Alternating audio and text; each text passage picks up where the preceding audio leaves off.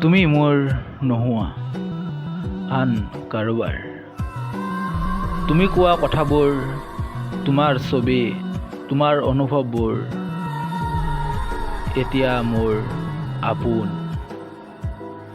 তুমি কোৱা কিছুমান কথাই মোক বৰকৈ হহুৱায় আৰু কিছুমান কথাই বৰকৈ কন্দুৱাই। তুমি কোৱা সেইষাৰ কথা, তুমি যে কৈছিলা মই যদিও আনৰ মই তোমাকে ভাল পাওঁ। এইষাৰ কথা ভাবিলে যেন তোমাৰ প্ৰতি মোৰ ভাল পোৱাবোৰ সেই আগৰ নিচিনা হৈ পৰে। ভাল পোৱাবোৰ যেন আকৌ জাগি উঠে।